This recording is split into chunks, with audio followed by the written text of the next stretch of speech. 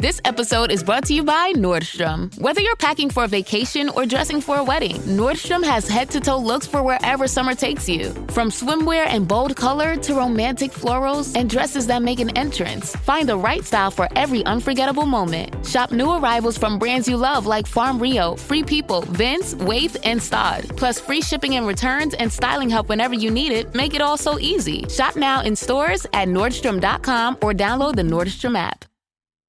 Girl, winter is so last season. And now spring's got you looking at pictures of tank tops with hungry eyes. Your algorithm is feeding you cutoffs. You're thirsty for the sun on your shoulders. That perfect hang on the patio sundress. Those sandals you can wear all day and all night. And you've had enough of shopping from your couch. Done hoping it looks anything like the picture when you tear open that envelope? It's time for a little in-person spring treat. It's time for a trip to Ross. Work your magic. And I always check in. If I've got some stuff swirling around about someone, I know that I need to go through the process of forgiveness, because that swirling around anger isn't hurting them. That swirling around anger is hurting me. Here's JJ Virgin, triple board certified nutrition and fitness expert and 4-time New York Times best-selling author. It's time to reignite wellness.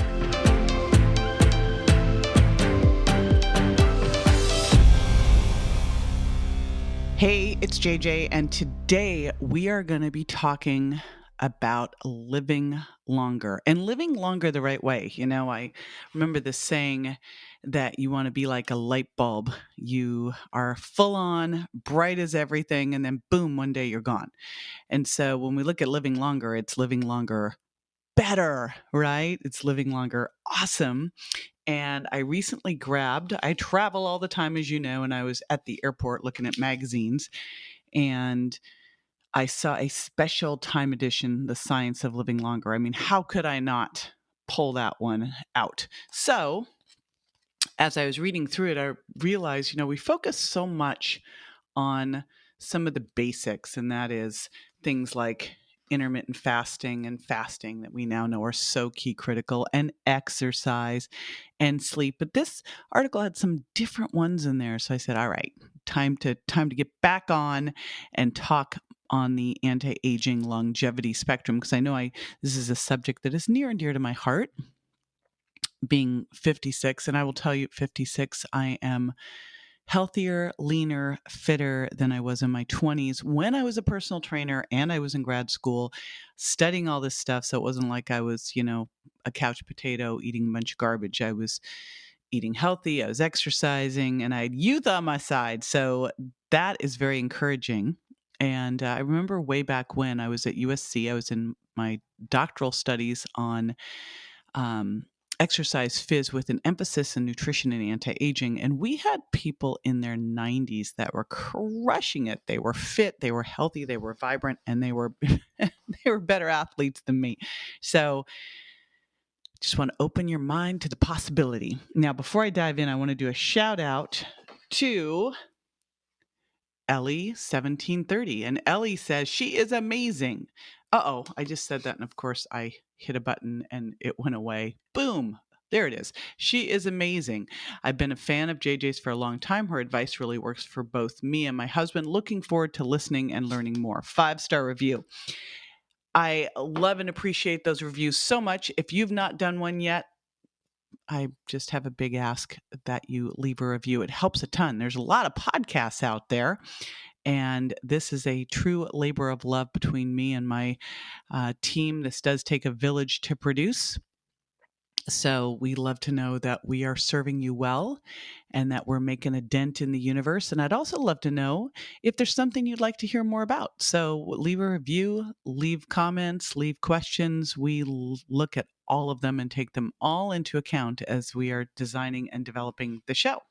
All right, cool. Well, then, without further ado, with further ado, I'm going to share one of my favorites with you, and then I'll be back to talk about the things that you can do that you may never have been thinking about that can help you live longer better.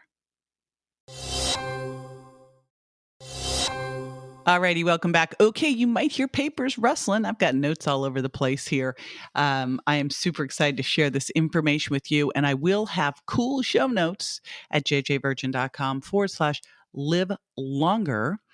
And the first show note I'm going to put in there is a reference over to sunlight and saunas, the sauna I have in my house.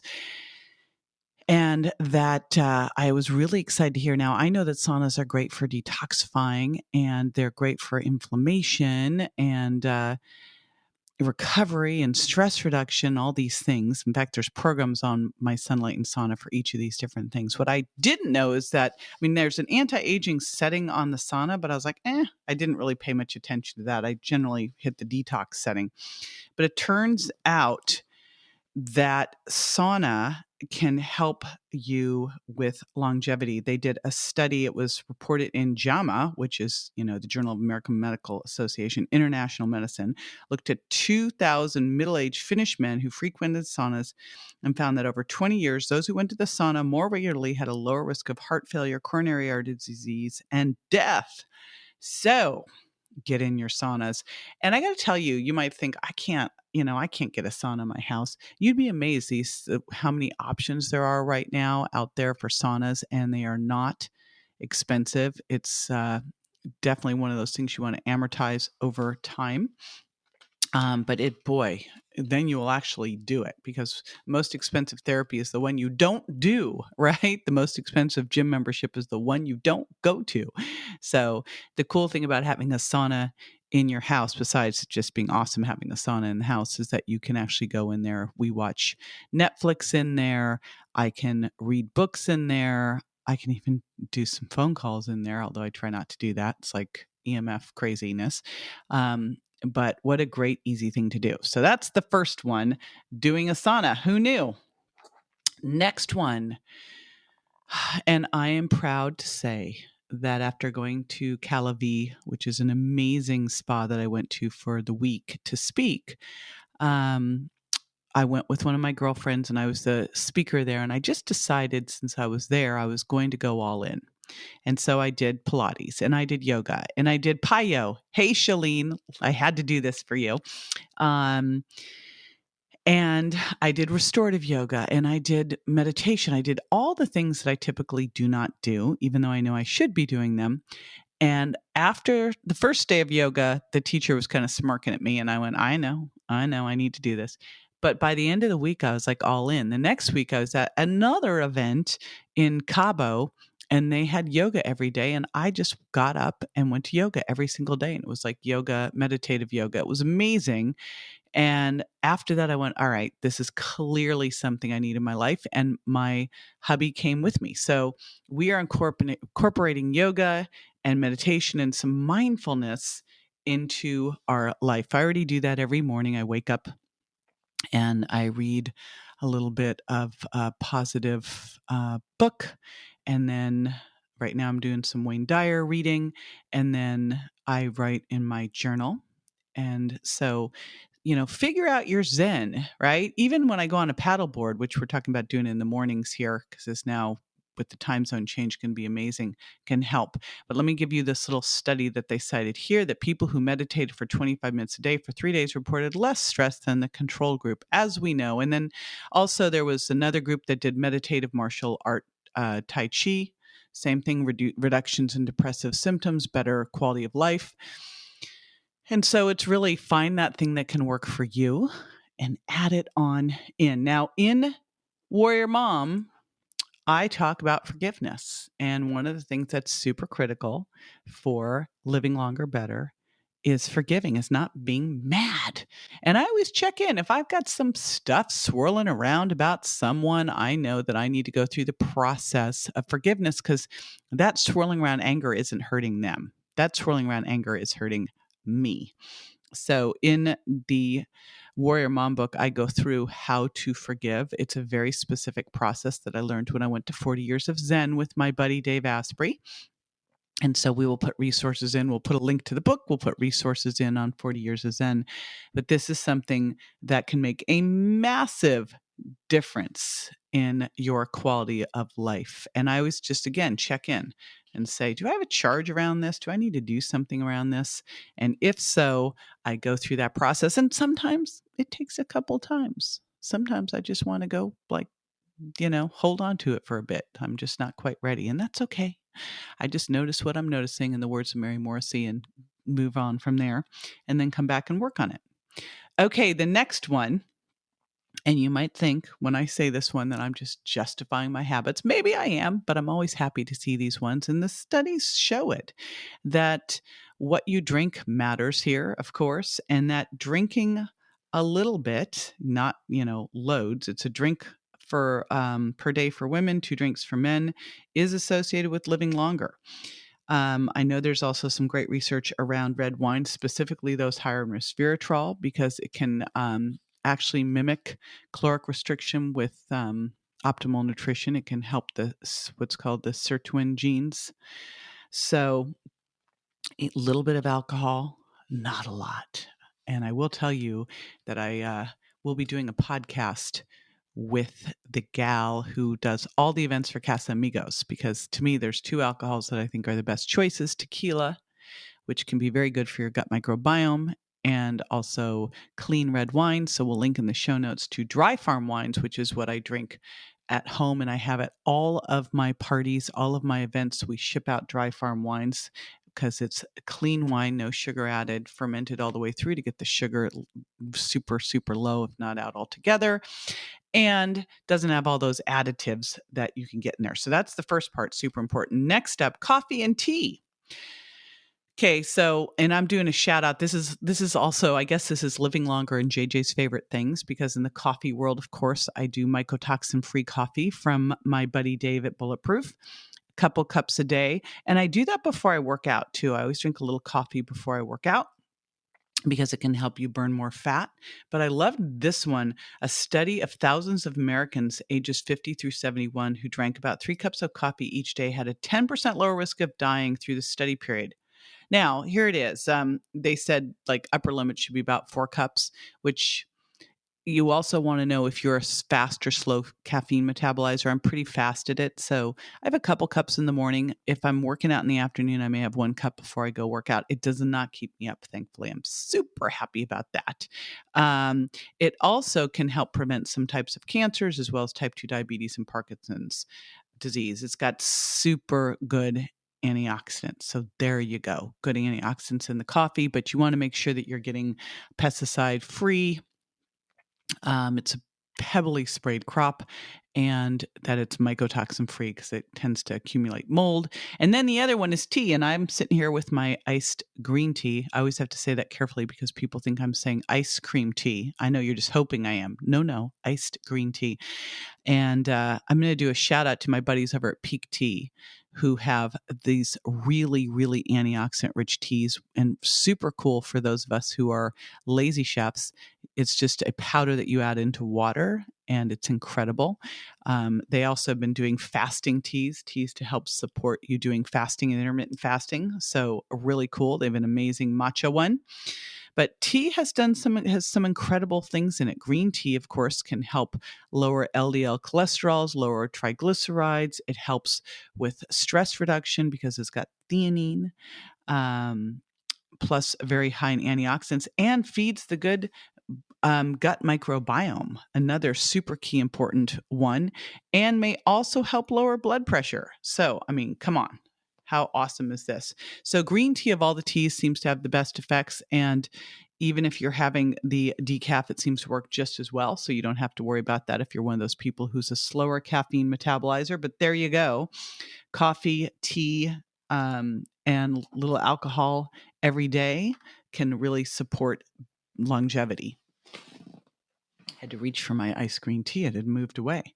Okay, the next one, and I really, really love this because what I found when I was going through the accident with my son, where he was in a coma and then the hospital for 4.5 months, and was the thing that I did that really helped me was reaching out to friends. And the fact that I had people who would come to the hospital and just sit with me, who would text and check in every day, made all of the difference for me. And I talk a lot about that I've created my family of choice, that being an adopted kid, it makes you look at family differently than, say, someone who is born into their family. To me, you can create your family. So you can find those people that you want to go through life with. You know, they say reason, season, lifetime, and pull them on in. So shout out to people. Shout out to Dr. Joan Rosenberg, who would just come to the hospital, sit with me, Dr. Hyla Cass, Dr. Suzanne Bennett, who just made that whole process manageable. Dr. Daniel Amen and his wife Tana, who came over. So all of the help I got there really made the difference. And the studies show that. I mean, it was apparently there was a review of 148 studies that showed that having a great social life, having those social connections was as healthy for you as quitting smoking, and that people who had good social relationships were 50% likelier to survive across an 8-year span than those who didn't. And I know that they've correlated social isolation with like being similar to your health as smoking a half pack of cigarettes a day. I mean, that is just crazy. So this is one that's super important to cultivate those relationships. And again, I really look at create your family of choice. You can do that. And right along with that is create that great, amazing partner too. I found my soulmate love of my life late in life when I got super intentional about it. In my early 50s, I told a girlfriend, I said, I'm ready to get married again. And I got really intentional about who I was looking for, someone who we would bring out the best of each other and support each other and have an amazing life together, and had similar interests and values and dreams and goals. And turns out having that partner and hugging and social connection there where you're boosting oxytocin is so important for your health. In fact, one study showed that women who were hugged by their partner more often had lower blood pressure than those who didn't. And people who are hugging more, have more physical connection, get sick less often. So there you go. Hug more. Find a great partner. Hug them. Hug them a bunch. All right. That's like something I'm sure that you're like, I'm in. I'll do that. I'm down. All right. Here's another one. You knew I had to put this in. I wasn't going to really talk much about diet in this one because I feel like we've talked a lot about that. But the one that you could put all of us, well, I was going to say you could put all the nutritionists in the room, but we'd still have some people who argue over this one. But it is eating your vegetables. And I've been telling people to eat 5 to 10 servings a day. There was a study that said that eating, it's great to do 7+, but even eating 3 to 5 portions a day could reduce your risk of deaths by 29%. Oh my gosh. And that eating 7 or more servings of fruits and vegetables every day seems to reduce your risk of dying by 42% at any age. I mean, that is just crazy. Reducing your risk of cancer, dying from cancer by 25%, dying from heart disease by 31%. So eat more veggies, eat more non-starchy veggies. So what I tell people is 5 to 10 servings of non-starchy vegetables a day. Depending on what's going on with your insulin resistance, blood sugar, triglycerides, 1 to 2 servings of fruits, and then 2 to 3 servings of plant-based starchy carbs per day. Actually, 2 to 4 servings. Depends on where you're at. That's all part of the Sugar Impact Diet. We will link to that here. But this stuff is so easy to sneak in, and I'll give you an example of what we're having for dinner tonight. So we are doing spaghetti squash pasta. So we're making spaghetti squash. Well, we're not making it. We are cooking spaghetti squash, and then we are going to fork it to make the spaghetti squash come off as noodles. And then I will probably add a little bit of a lentil pasta to that for my hubby. I'm going to go just straight spaghetti squash pasta. You could also add in some shirataki or glucomannan noodles into that as well. The konjac root noodles, if you wanted to. Those are almost no calories, all fiber, and help with balancing blood sugar. Miracle noodles are what we can put a link to that in the show notes too. Again, that will be at jjvirgin.com/live longer. I did some videos with my buddy from Miracle Noodles on how to cook Miracle Noodles. So we will link to those too. I got to just making a note to myself because I'm like, Where are those videos? Then we will be adding in sauteing up some mushrooms and onions and red peppers. And then we'll be putting a bunch of, so I'm going to saute those up, and then I'm going to add in a little bit of grass-fed beef. I love what Dr. Mark Hyman says about meat being a condom meat.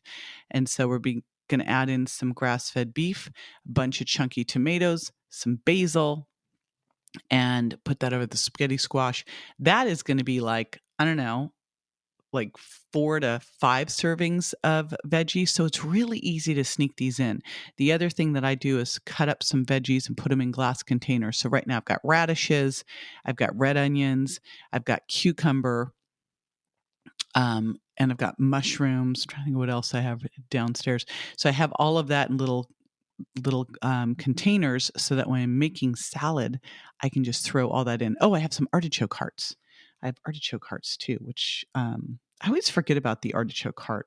Really rich in something called glutathione, which is a master antioxidant and super yummy. I bought some in a glass jar so that they haven't leached any of the metals, and just yummy, easy to do. All right, there you go. That's the artichoke heart. That's the simple one. Eat more vegetables.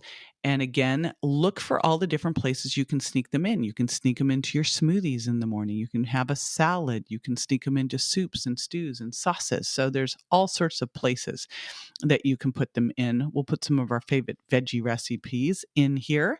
And then next one, and I love this one. And, not only do you want to live longer, of course, you want to live longer better, and you want to be able to think better. And I will tell you, I think that I'm thinking better at 56, and I'm smarter than I was in my 20s and 30s. And I just never stop learning. I go to workshops all the time. I study every day, and I challenge myself. And that is what it shows in this study too, is that higher education is linked to a higher age count. So again, let's keep working that brain. Exercise, of course, is one thing that we know that helps keep the brain young, but so does learning. And you can learn at any age. And, I think we tend to shy away from things that are more difficult. I say lean into that, challenge yourself. We are never better than when we're challenged. Okie dokie. And finally, the final behavior here is to give.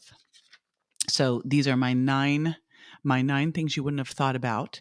So give. Now, 2 things you're going to want to give. Number 1 is to look at what you can do with your time, how you can volunteer. I tell the story about how this year I volunteered to go to a maximum security correctional facility in California to volunteer my entrepreneurial business coaching skills. And I have a girlfriend, Kat Hoke, who created this program that she takes into these maximum security correctional facilities. And I mean, these are, the maximum ones. These are not like these are the maximum ones, right? Enough said there.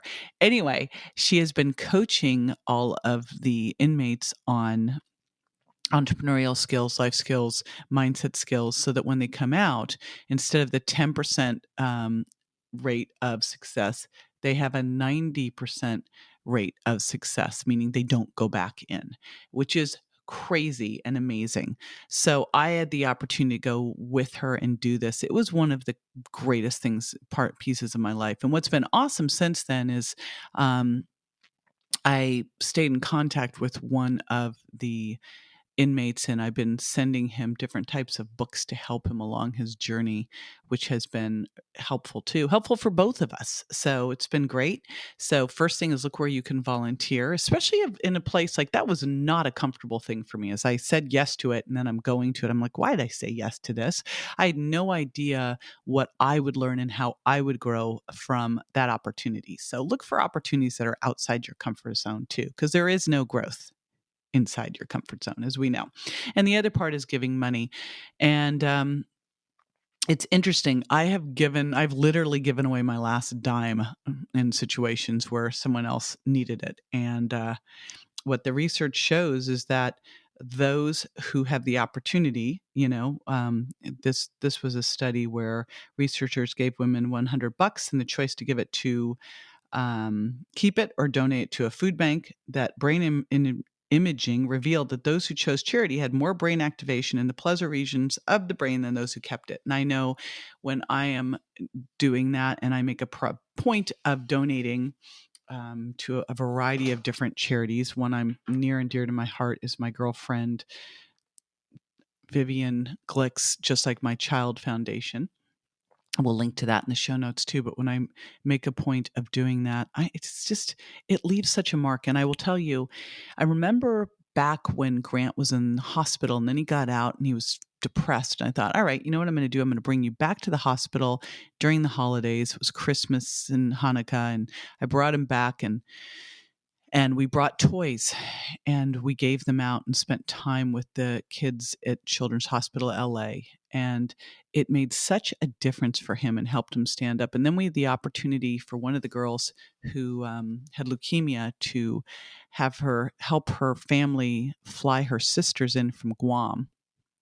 And man, I still remember getting the picture of the sisters arriving, and this was all this girl wanted, was to see her sisters. And, she died shortly after, and it was such a gift to the family, but it was a bigger gift to me. It's one of those like top 10 experiences of my life to be able to support them on that. So giving, you wouldn't think about this as something that can help you live longer and better, but yes, you can. All right. I will be back after the break to wrap it on up. So stay with me. Welcome back. This is the time where I tie it all up with a pretty little bow, give you some action steps to do. And I know I just gave you 9 things, which is such a big rule violation for me because I'm the one thing gal. I'm addicted to Gary Keller's concept of the one thing and doing one thing, completing it, getting dialed in, getting it to be a habit, and then going on to the next, because that's how you really change. So here's what I want you to do with these 9 things. First of all, grab the show notes, jjvirgin.com/live longer. jjvirgin.com/live longer. Here's why. These 9 will be listed out. And what I want you to do is probably, I'm guessing that of the 9, you got some that you're already doing well. Like maybe you're drinking coffee. Great. Ha ha. But there's probably some in there, I'm betting, that of the 9, you can probably say, I got 3 or 4 of these dialed. So then grab one, pick one. And I'd love you to pick one that you can have a win with fast. So pick the fast win. And then after the fast one, pick the bigger challenge. But pick one and start journaling every day. Make that one your thing. Act as if, as Dr. Wayne Dyer talks about. So let's say that your one is to add in a mindful activity a couple times a week, ideally every day, but act as if. So it might be that for 5 minutes a day, you just pause and do a little mindful meditation, or pause and do a little tapping. By the way, we'll do my buddy Nick Ortner has now had 1 million downloads on his free tapping app. That is so flipping cool. All these people is getting tapping. So we'll add that in too. But just pick one, act as if, put it in your journal, put it in every day. When it becomes your thing, that's just part of your life, then go to the next one. There you go. Simple, easy peasy. Again, let's get a win first. I always like to get a quick win in, and then we can go on to the next. Another quick win for me would be if you would leave a review, because there's a lot of podcasts out there and it helps a ton when you leave a review. If you haven't subscribed yet, it's so easy. Just go subscribe to jj.com. There you are. Alrighty. I will see you next time. Bye.